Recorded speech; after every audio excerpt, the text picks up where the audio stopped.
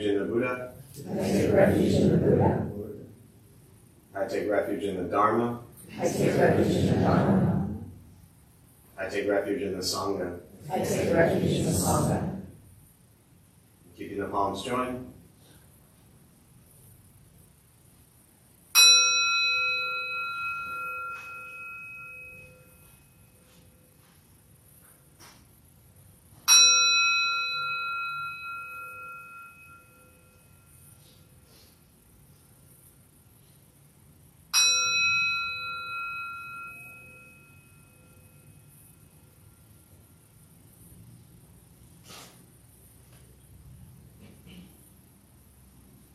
Palms down.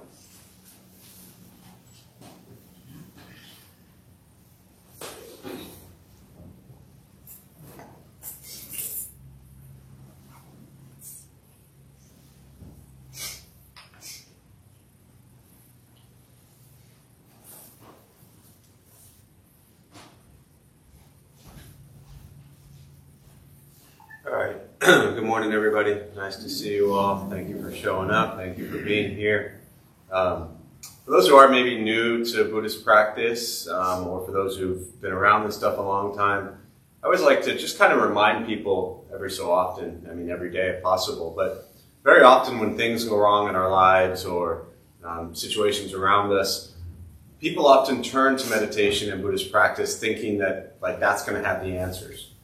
I think we're just so conditioned culturally, religiously, spiritually to turn to something for the answers to problems. We'll just kind of call them problems, whatever you want to call them. And ultimately, that's really not, in my experience with Buddhist practice, is the absolute, I don't want to say it's the worst thing, because that's what probably drove most of us here, was turning to something to help with things. So I don't want to call it the worst thing, but it's not the healthiest approach. To me, it's not the wisest approach. When things go wrong, it's not about turning to Buddhism to fix the things that are wrong. To me, one of the first things my master always talked about was how to practice Buddhism. And the idea behind Buddhist practice is that you practice it every day. Whether things are going right or wrong, good or bad, regardless. You practice it every day. So when things happen in your life, you then know how to face them. And that's very different from how I think most people approach meditation, Buddhist practice, spirituality, whatever term you want to put around it. So things are always going to go wrong. Always. I mean, if you haven't figured that out by now, right, you're not alive. Things are always going to go wrong. That's the first thing the Buddha said. It's the other part that people often ignore, which is life is filled with dukkha. I mean, the guy wasn't joking. He basically became enlightened, and the first thing he said was, you're going to suffer your entire life. And here's a practice, a way of seeing the world, a way of seeing reality, so you suffer less. And I think I like to throw that out as a reminder, again, for those who have been around this stuff a long time, or for those who are brand new, to just try to bring this stuff into your life on a day-to-day basis, not waiting for things to go wrong and then saying, oh, I need meditation to fix me, or I need Buddhism to fix me, or I need something to fix me. The practice is to do this stuff literally every single day, not just once a week, not for an hour. This isn't like going to the gym where you got it done. It's to do these practices every day in every area of your life. So when things go wrong, which they will, when there are problems, which you will always have, you face them with kindness and compassion and wisdom. And you face them with the understanding of impermanence and non-attachment. And you face them with the understanding of generosity and morality and patience. So it's just a little bit of a shift from how I think most people come into Buddhism. And if you can begin to embody and bring these practices into your life every single day, all the problems that are waiting for you in the future, which, there's tons of them. Tons. And they're going to change. And some of them will be better than the problems you have right now, and some of them will be worse than the problems you have right now. But your problems are going to change. They're never going to go away. So if you begin to deeply practice this in your life every single day, then when these problems that you call problems arise, you're able to face them in a healthier, gentler way.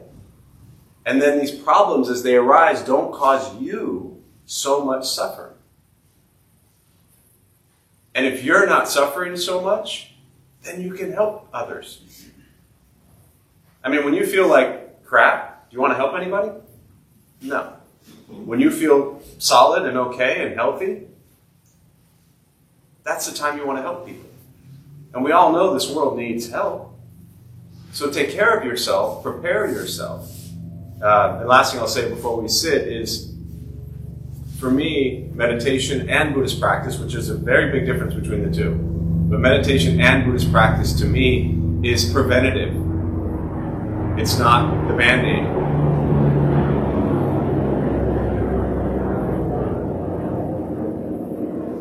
It's not the Band-Aid we put on something to cover it up and make it all better. It helps us from stopping getting cut, scratched, or hurt. But you have to use it. It is an incredible tool and a very beautiful medicine to keep yourself healthy. And if you can keep yourself healthy, then you can do incredible things in this world and make tremendous change in your life and the life of those around you. So, and less affected by everything going on around you. So, with that, we'll sit. To those who are joining virtually, welcome. Glad you're here. Thanks for showing up. A couple things I'll tell you before we begin the meditation practice. Nothing's going to happen to you. You're not going to float away. You're not going to have any mystical, magical experiences. The mind that races all day long is not going to shut off. Don't judge your practice, meaning don't ask yourself, is this working or not working? Are you doing this right or wrong? We're just going to sit. We're going to breathe. You'll hear sounds inside, sounds outside. This is life. Life is filled with chaos, and this practice is learning to get quiet and still within all of the chaos. Posture, you just want to be comfortable. If you are on a cushion, often it helps slide into the front third. Pushing the stomach forward allows the back to straighten. If you're on a bench or chair, however you're seated, just trying to sit upright as well, relaxing the shoulders, hands if comfortable on the knees or lap, whatever works for you. If you need to move, simply move. Movement doesn't make you a bad meditator. If you are brand new, you're not trying to shut off your thoughts, you're not trying to empty your mind, you're not trying to go blank, you're not trying to think nothing. Your mind will race. I'll say things periodically to wake you up or remind you that you're lost in the thought and bring you back to present moments. I'll guide us as we begin and we'll settle into some silence.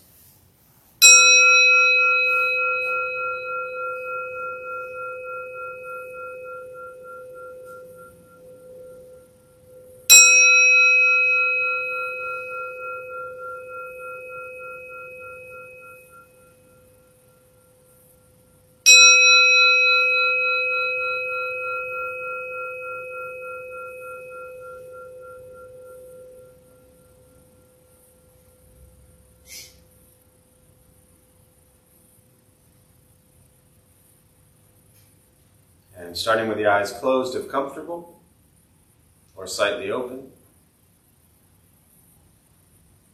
Mouth open or closed. Start with taking 3 deep breaths, slowly.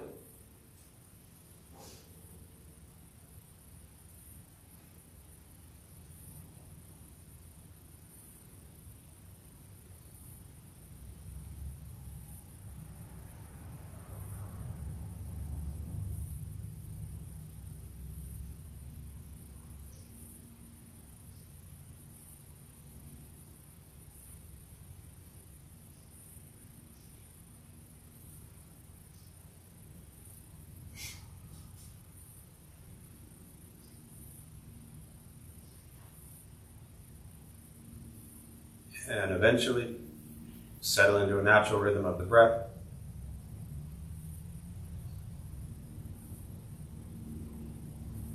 Noticing the mind as it wanders, jumping from thought to thought.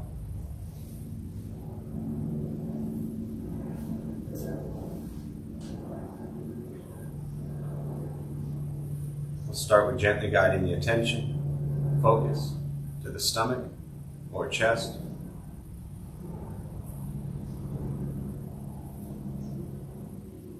Breathing in, feel them rise. Breathing out, they fall.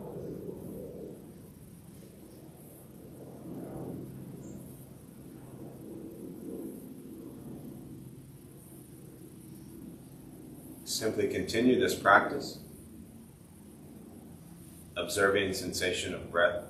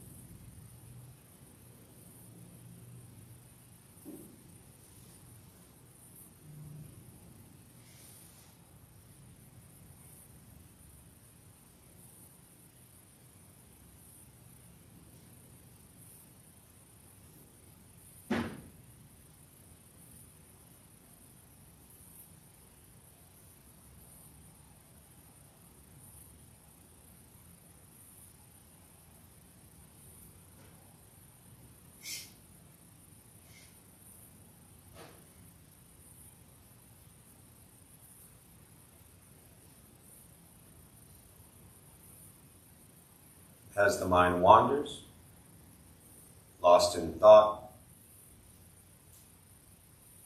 recognize it.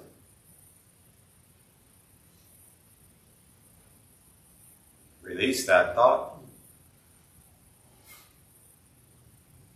Return attention, focus to the breath.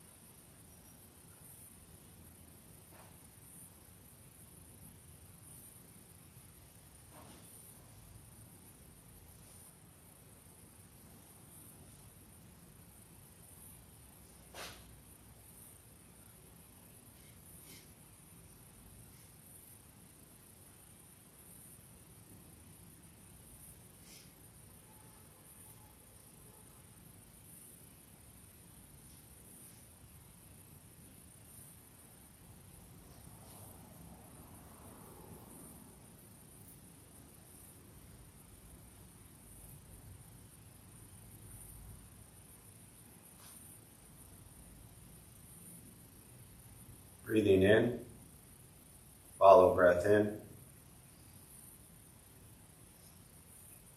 Breathing out, follow breath out.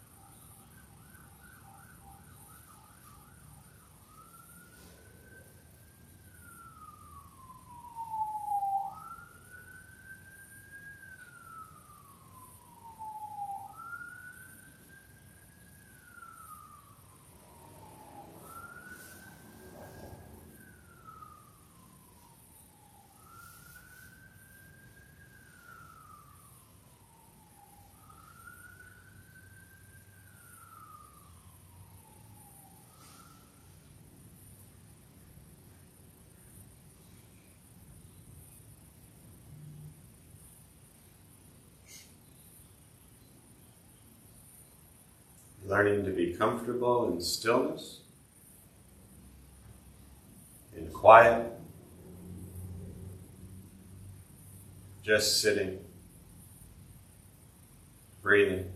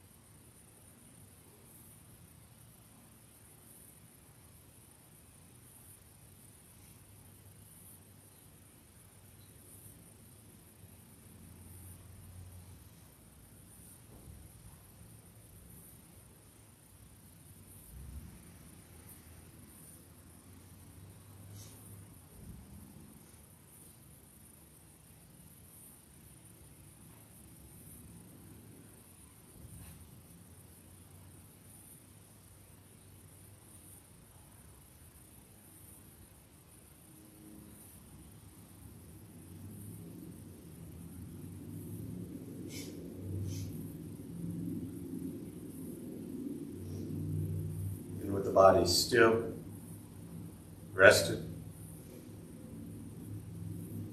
and the speech quiet, aware of all sounds, and the mind learning to settle. Know what it's like to just sit and breathe.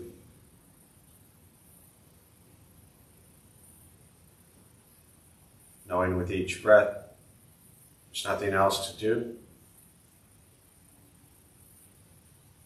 nowhere else to go,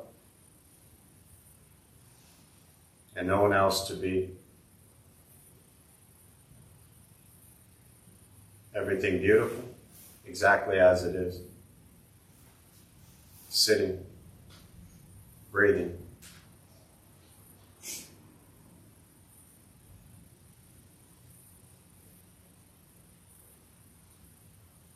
Once again, taking 3 deep breaths, slowly.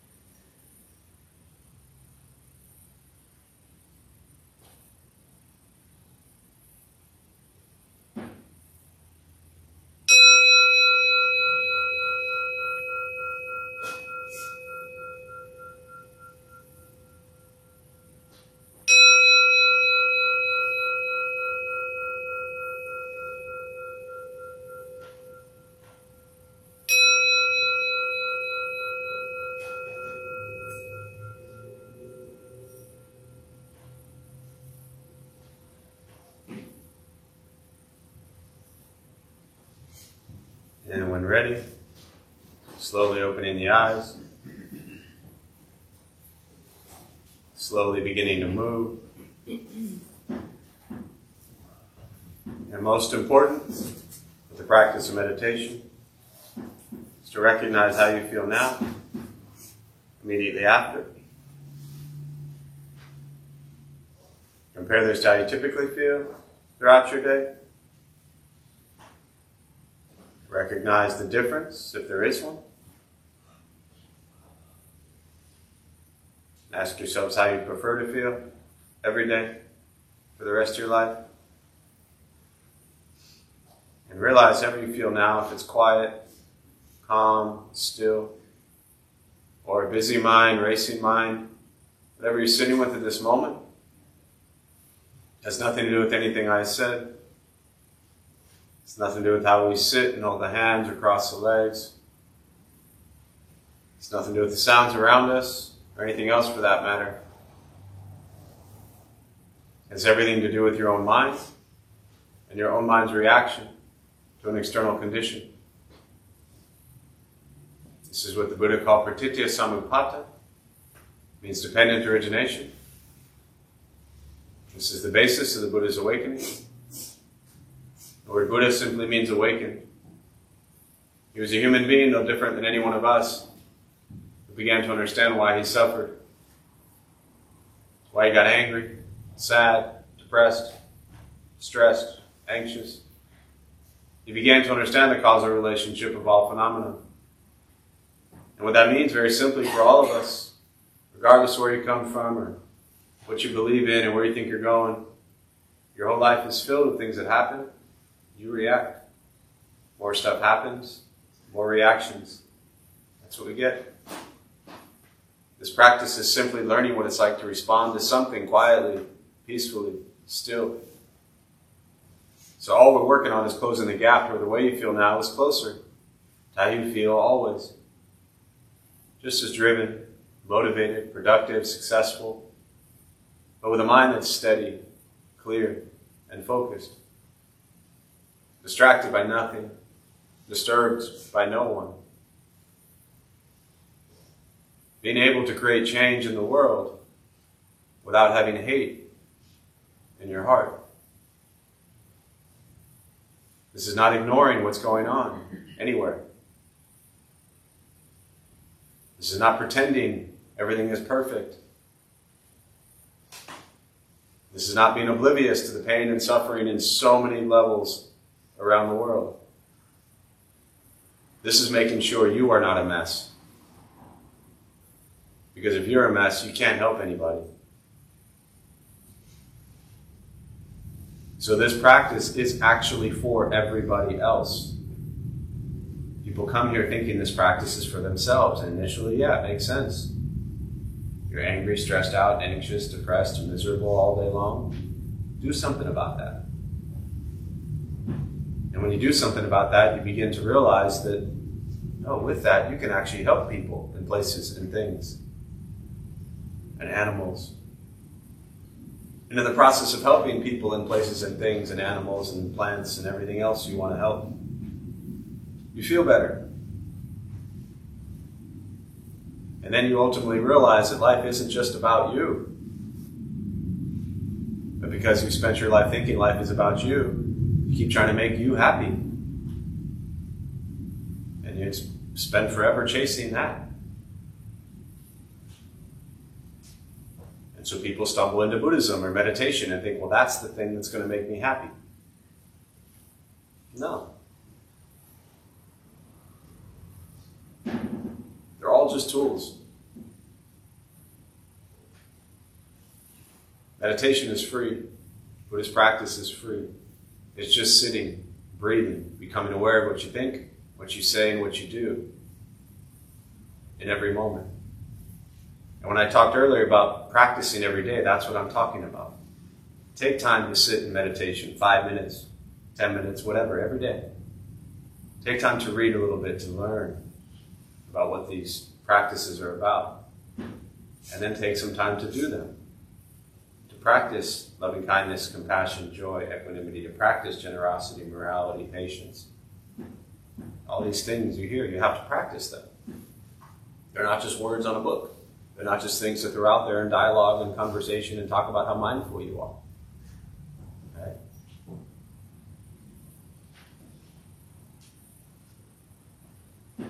Shunryu Suzuki would say when Buddhism enters a new culture, it takes about 200 years for it to actually take root and make a difference in that culture. So we got roughly 120 years to go. So be patient, practice. So with that, I'll pause. For me, I always just prefer responding to questions, meditation, Buddhist practice, anything that's on your mind. And we'll use the rest of our brief time this morning for questions. And again, to those joining virtually, welcome. Glad you're here. Thanks for showing up. Feel free, if you have any questions, put them in the chat box, and I'll do my best to respond.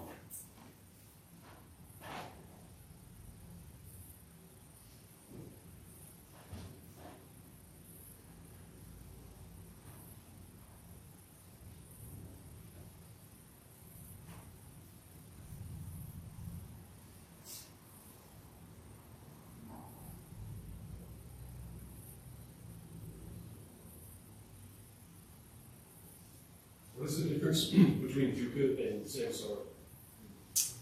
So the question is, what is the difference between dukkha and samsara?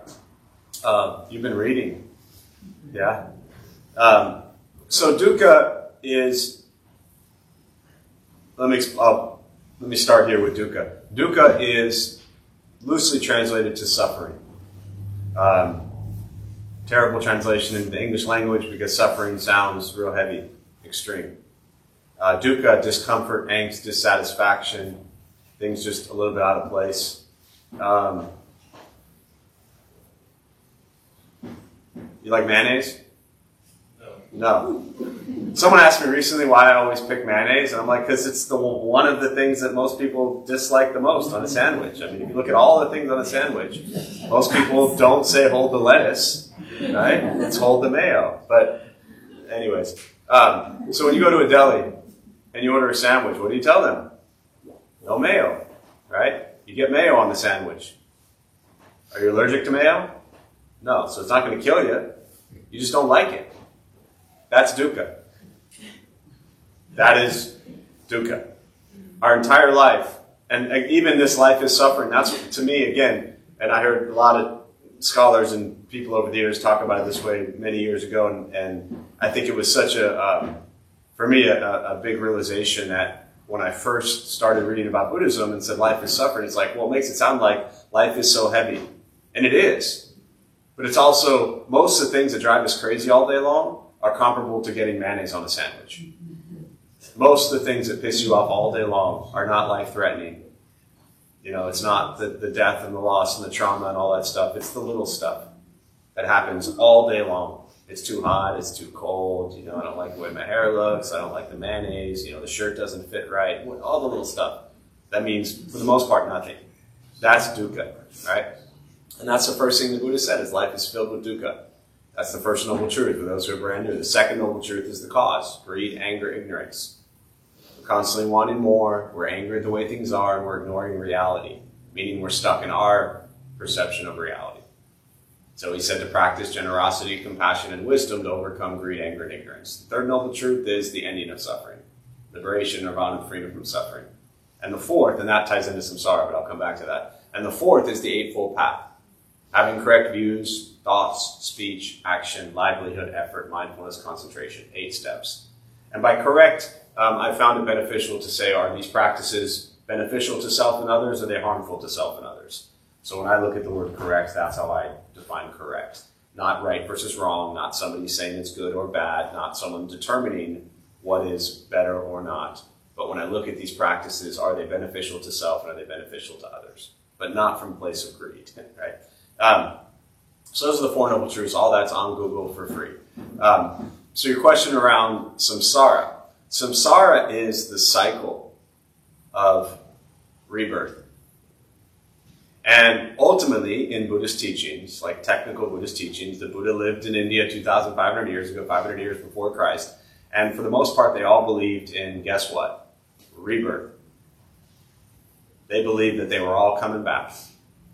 If you told somebody then that they got one life and they're going to heaven or hell, they would have thought you were crazy. Let's fast forward 2,500 years later and throw around this place that you're all going to be reborn, and people are like, huh? No, I don't want that. I just want to meditate and make everything better. You know, at the time of the Buddha, they all believed in the cycle of rebirth. And so samsara was this cycle.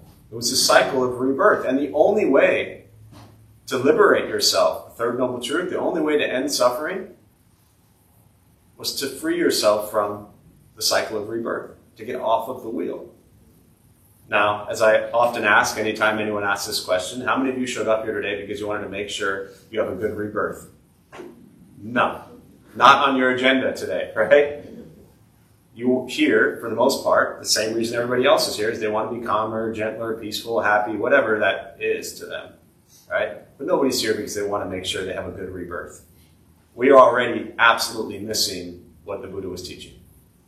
Now, it's not important that you believe in rebirth or understand it or even think it's like something that happens. It's completely irrelevant. And the reason is that ultimately, if you believe in heaven or hell or rebirth, what determines, for the most part, all of that? What do you think? Karma. Yes. Say specifically, though, karma, for those who don't know what karma is. Our actions. Our actions. Karma literally means actions. So what determines where we go is our actions. So whether I believe in rebirth or not, whether I believe in heaven or hell or not, what determines all of that is my karma, my actions, my thoughts, my words, and my deeds, right? How I live my life. So that's determining whatever is next.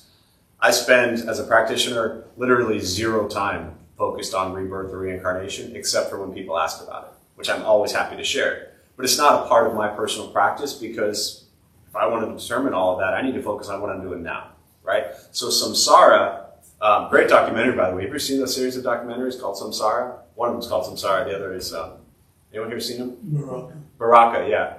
And there's a third, I think, right? Baraka, Samsara, and there's another one. But beautiful documentaries, silent. We used to show them here when we did movie nights. But anyways, Samsara is the cycle of birth and death. And so the practice is to free yourself from that cycle. For those who don't believe in rebirth or reincarnation or continuation of consciousness, which is most people in this world here today, I like to think of rebirth, reincarnation, continuation of consciousness as a moment-to-moment thing. Like every moment we're being reborn. Every day we're being reborn. Every breath is a new opportunity. So to not suffer in that moment, I have to come back to greed, anger, and ignorance. Less greed, less anger, less ignorance. Does that help? Yes, thank you. Yeah. Dukkha keeps us stuck in samsara because we experience the suffering. And you've seen Groundhog Day, yeah? Yeah. Best Buddhist movie ever. Groundhog Day, Fight Club, and The Matrix. You see all three of those, and you are set. Yeah. What else? Yeah. What books would you recommend for someone trying to get into learning more about Buddhism? Yeah. There's my favorite always is, and it's out of print, but you can get it on Amazon. It's called Lotus in the Stream. It's an intro to Buddhism book that covers all the basic Four Noble Truths, Eightfold Path, Six Paramitas, Dependent Origination, Karma, Rebirth, all those kind of core fundamental Buddhist teachings. And each chapter is like 15 pages. So it's a really good starting point, and it's also a really good ending point. Because once you read that book, you don't ever have to read anything else again. It saves you lots of money. You just have to practice everything you just read. Lotus in the Stream. Yeah. Used on Amazon. There's one copy out there. It's like $100. You don't need that copy. The other ones are the same.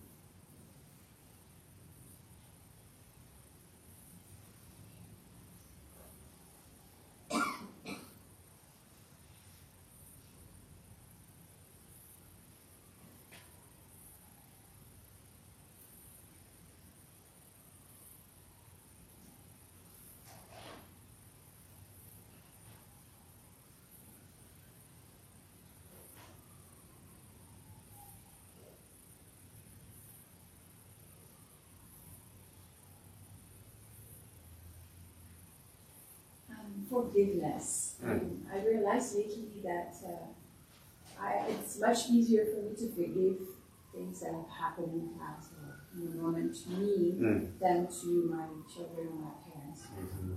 And I'm not trying to find that really well because I think forgiveness is really liberating. I'm very aware of it. It's, you know, my mom is getting older and things like this. She's not here, and I'm like, I want to forgive, you know, things that happened to her. Like I'm a bit stuck. Yeah.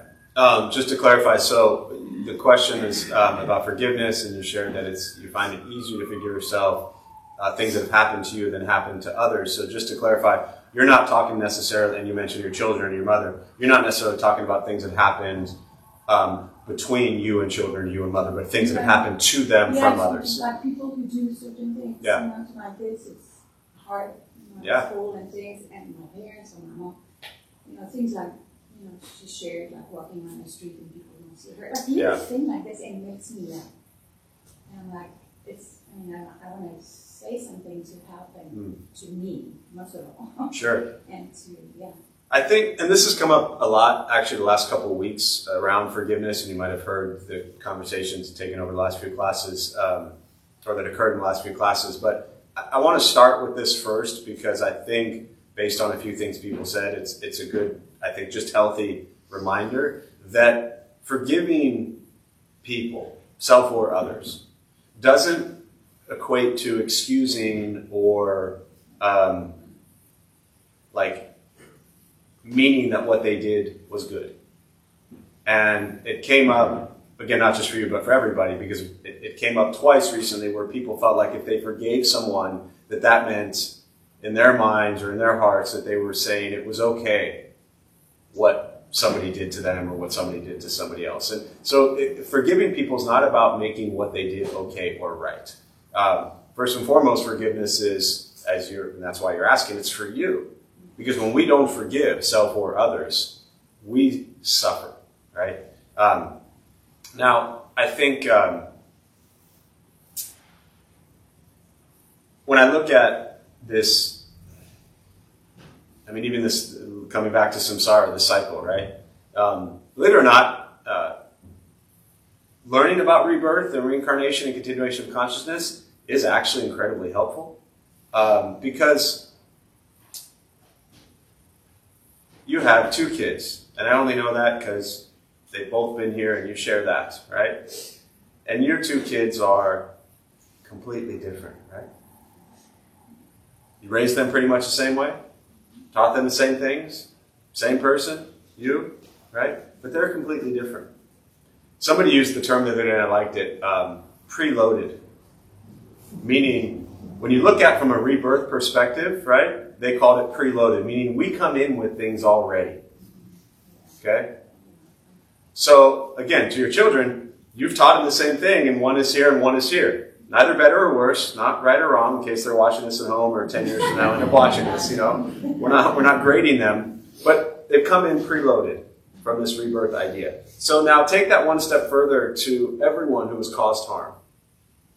We don't know what, even if you don't take the preloaded idea and you just look at their experiences throughout this life, right? You've done things that have caused harm. I've done things that have caused harm. We've all done things that have caused harm. We did that because we had bad experiences. We suffered. We were traumatized. We went through whatever it was we went through, whether it was severe or silly, in that moment to be not okay. And in that moment of being not okay, we then brought that idea, that feeling of being not okay, and we harmed people. So part of forgiveness towards others who've done things to cause those you love the most is understanding that they too suffer. The people that have caused harm to your kids, to your mother, to everyone also suffer. They have been through hell. It doesn't excuse what they did. It doesn't make it right. But this is the practice of endless compassion. Someone asked a question the other night about, not being able to get over the actions of others. And I used the example of, for this individual having a niece, like a niece. And her niece was 7 years old. If that niece did something harmful or stupid, did it really bother you? And the person got a big smile on their face like, no, it was cute because it's my 7-year-old niece and I love them. Well, we don't have that same view towards other people or to strangers. We view them so harshly based on what they did, and I get that. But if we can begin to see that everyone who causes harm is just a big child that's been harmed, it changes things. But how do you protect yourself, or how can I teach my children? Like, I feel like I'm a sandwich. What do you mean? Like my children, I'm taking care of my children and my parents. Well, you can't protect them.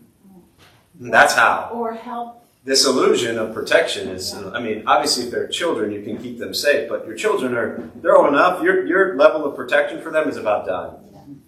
They're on their own, right? But they'll be 40, and you're still going to feel the same way. You're still going to be trying to protect them and shelter them and make sure they're okay, and they're still going to make their own choices. Ultimately, the how is not the question. The question is, how can you stop trying to control their lives? It always comes back to you. Sadly, that's what this practice is. It comes back to us. Yes, we love people. We want to protect them. We want to keep them safe. We want to make sure nobody is harmed. I get that. We all want that. But at what point in time are we really just trying to control everybody else's lives? And at what point in time are we letting children just be children, letting adults just be adults?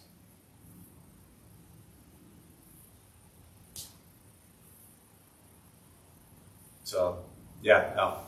In that same line of questioning, what if they come to you for help? I'm not trying to control Sure. them. Then help them. Yeah. Sometimes I feel powerless. Yeah. It's frustrating for me. Yeah. I probably care more than they do. Sure. Yeah, the question was, for those who didn't hear it, was, what if they come to you for help? I'm sure all of us in this room have been in a place in our lives where somebody tried to help us, and we didn't want to hear it. Even asking for help, and we still didn't want to hear it. Or maybe, we asked for help, but the help we wanted wasn't the help we were being given. Maybe the person trying to help us had a different idea of what help actually means. Right?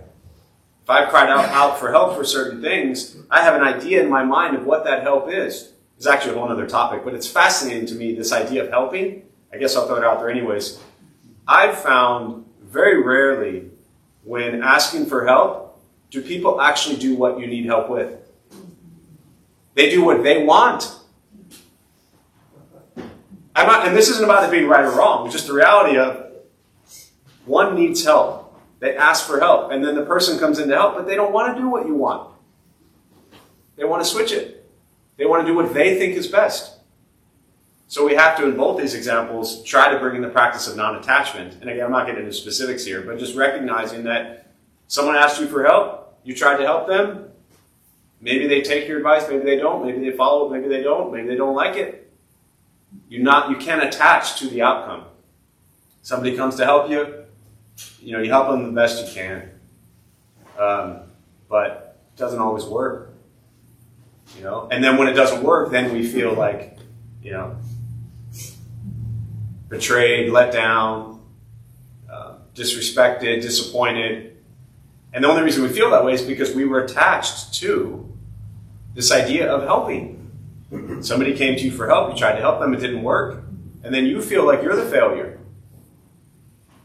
So the practice is not attached to the outcome. Offer the help as much and as often as you can. But it's not always going to be taken or followed.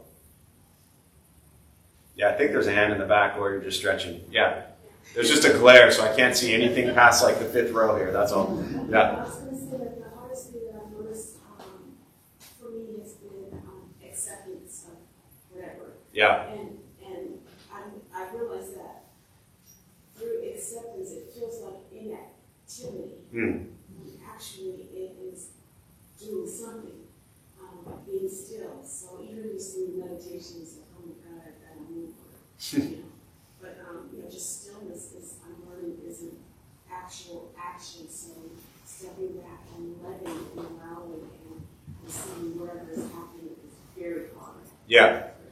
Yeah, so the comment was around kind of this idea of acceptance and learning to be still, and that, not kind of the way I'm hearing it is understanding that acceptance also doesn't necessarily mean that you like the way things are. That's reality. You're embracing life as it unfolds. And often acceptance, people may think that means you're saying something's okay. There's a lot of things we're forced to accept that are not okay, but it's reality of the situation. And sitting with that, I think can be one of the first steps in embracing. And that's why for me, I like the word embrace, because accepting, again, just the way I was conditioned in my thoughts and my language and my thinking, acceptance means I'm going to kind of accept something, but I really don't like it. Right, like exactly. But for me, embracing it is more like a hugging aspect of it. And so I'm going to embrace all the terrible things that are happening that I don't agree with. I'm going to hug them. I'm going to embrace them. I'm going to sit with them, because that's what's happening. And I can either resist it. I don't ignore it at all. But embrace it, hug it, and try to figure out where you can make a difference.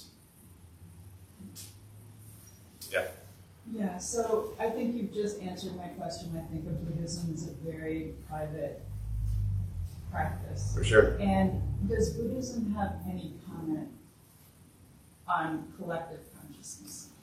Yeah, so the question for those who didn't hear it was, does Buddhism have any comment on collective consciousness? And before that you said that, Buddhist practice really is kind of a personal, private thing.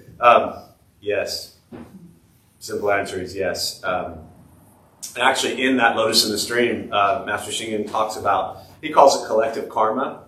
He calls it geographic karma. I think specifically in English it translates to geographic karma. And kind of the same idea that there's this kind of collective, so like even using this space, right? We all in this room have a completely different consciousness. We're not all one. For all the new people, we're not one, right? We're completely different. You don't want to be this guy, trust me. We're not all one, right? We're all different. We have our own consciousness, our own karma, our own actions, but geographically, we have come into this space. And so collectively, in this location, together, we create this space. And so that then space goes outward into, this University Heights community, the city of San Diego, the state of California, the country United States, right? North America. So we have geographic karma that is definitely, or collective consciousness, that definitely impacts our world. The only thing that creates, again, using this example, the only thing that creates this as a safe, sacred space is all of you. And newsflash, if you haven't figured it out by now, no offense, who's brand new? Most of you know me by now, but you're all a mess, right? So am I. So that's the crazy thing about collective consciousness, geographic karma, is we are all a mess. But somehow we come together in this space and create a sacred, safe space, collectively. So if we carry that into, and that's where it comes back to, I think, the individual responsibility. If we carry that practice and that idea and that belief into every other area of our life, then we have a chance to impact, influence, create change in those other aspects of our life. Does that make sense? Yeah. Because imagine, last thing I'll say on that, and the two hands real quick, last thing I'll say on that is imagine, look at how, especially for those who've been, well, it doesn't matter, for everybody, look at how calm everybody is when they come here. How quiet everybody is when they come here. How gentle you are when you come here. How patient you are filing out, waiting to get your shoes. You could all do that in traffic also. You could patiently let somebody grab their shoes first. And you can patiently let a car go in front of you. But you don't. Because it's the freeway and you're tired. So it's this, you could do all of that out there. Yeah, go ahead and then we'll go here. Yeah. Can you talk about comparison and envy? Because I find it sucks. Yeah. I find for me, a lot of my suffering comes from comparing myself to others, their bodies, their husbands, all the things that they have that I want. Yeah. And I just sometimes don't know how to touch off. Yeah. Social media is a disaster for that, first of all, and you probably already figured that out. But the question for those virtually didn't hear it was talk about comparison and envy and aspects of your life where you see wanting other things that you don't have. And yeah, I mean, social media is just like, it is heavily, I mean, we were already conditioned before that, prior to social media days. I mean, it started from birth to always, you know, if we end up having the ability to walk, right? So we end up as a child and we're laying there in the crib, and then, I don't have children, so I still don't know what age this happens, but the first time a child rolls over, I was like, yeah, my child rolled over. But that's not enough. Then they have to sit up. Then they have to stand up, you know, crawl, forget the order, but you get my point, right? It's always never enough. And then we go to school, and we're on this grading system, 5 years old. Everybody has to get an A, or it's not good enough. So we have been conditioned our entire lives to think that whatever we are, whoever we are, however we are, is not good enough. Now you add social media on top of that, same environment, and it's just in your face 1,000 miles a minute, you know? So the practice is gratitude. Not easy to do, but one, less social media, I think helps, if that is a problem, you know, for which it is for many people.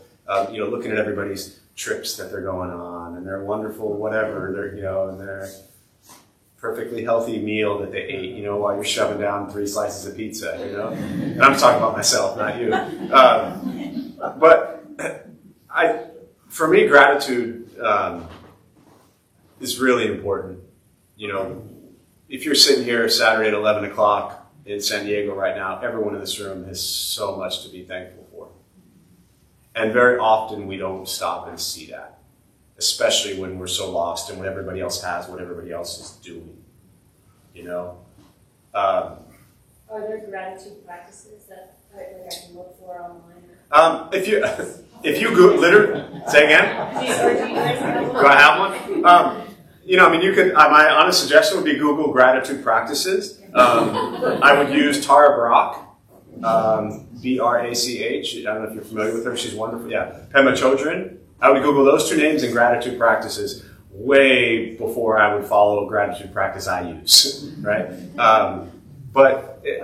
I think those are important, simple practices, and I remember the college kids used to, you know, they're big into journaling. Like journaling, I feel like journaling didn't exist so much, at least when we were kids. Now it's like, if you don't have a journal in a water bottle, you're like not 20, you know?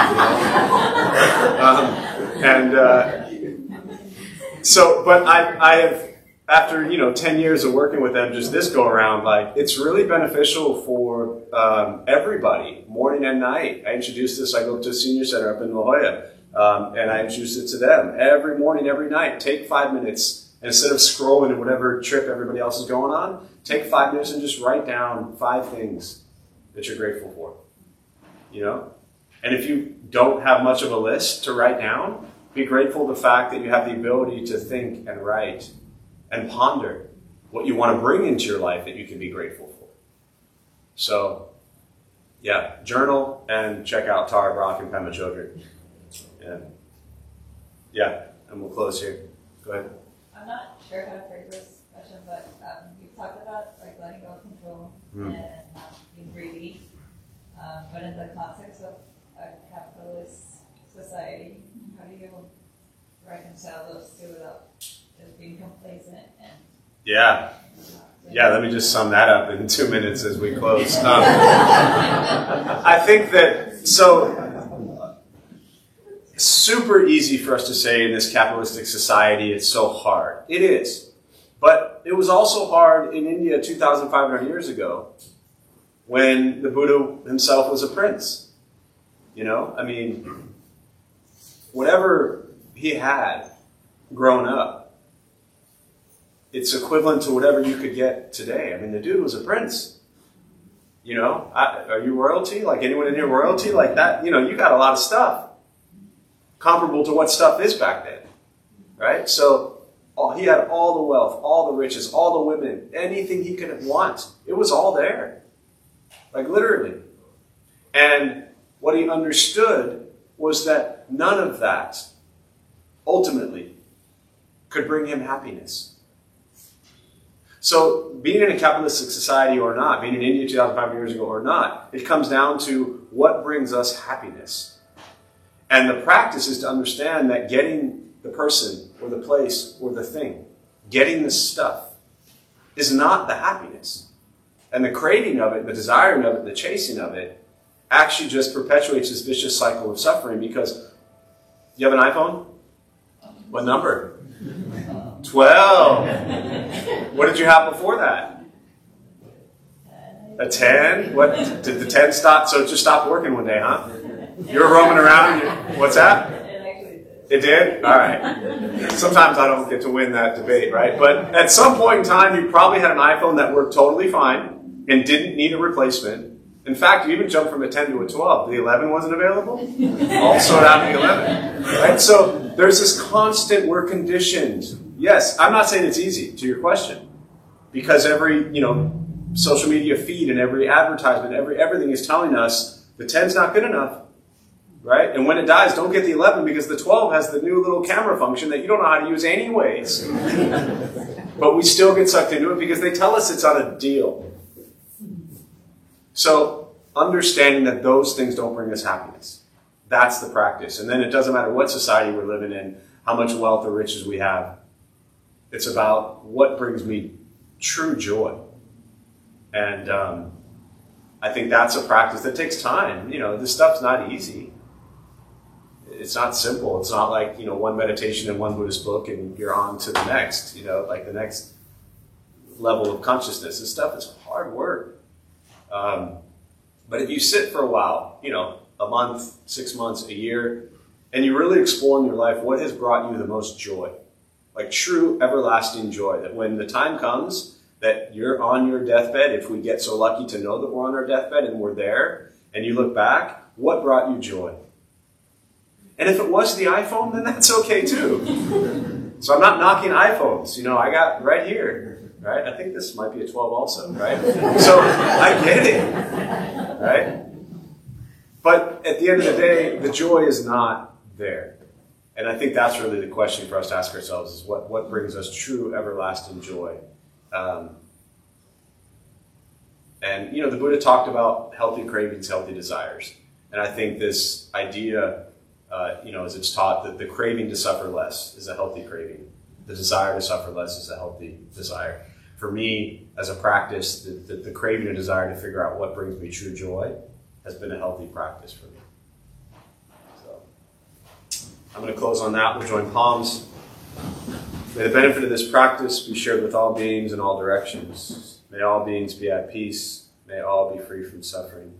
May any merit gained from this practice be transferred to Billy Stewart so he can be healthy, and to all those in LA who are suffering at this moment from this tragedy. May they all be at peace and free from suffering. May we all be at peace and free from suffering.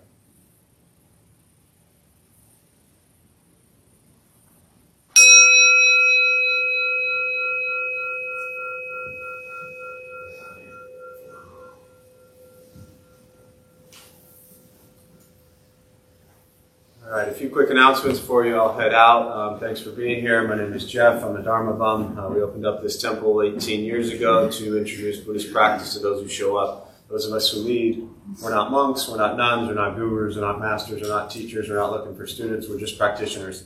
We do our best to take our understanding of Buddhist teachings and put it into terms that hopefully make sense to those who show up. Every night, different practices going on, led by different people. Every Thursday, 4:30, we do a food redistribution program. I still think it's one of the best things around here. It's we prepare gourmet vegetarian meals, also known as peanut butter and jelly, and we feed people who sleep on the street. So anytime you think your life sucks and you kind of lack gratitude for everything you have, feed people who sleep on a sidewalk, and that tends to put things into perspective. Other than that, Bob has been doing Wednesday nights on and off for the last year. He's back. He started again Wednesday, so he'll be here again this Wednesday night. He'll do a 4-week series, and then he'll usually take a little break. If you've never sat with Bob McClure on Wednesdays, he's wonderful. Otherwise, I think schedule is about the same. We are starting at the beginning of March. We'll do our, I don't know how many years we've been doing this, but a lot of years, another Engaged Buddhist training program. So if you're interested in that, go to the website, check it out. You'll be with the same group for 8 weeks. Gather here on Saturday from 2 to 5. You have community service throughout the week that you'll do for about an hour or 2 hours, and you go on a couple retreats. So it's a beautiful program if anyone's interested in that. Otherwise, thanks for being here. I wish you well, and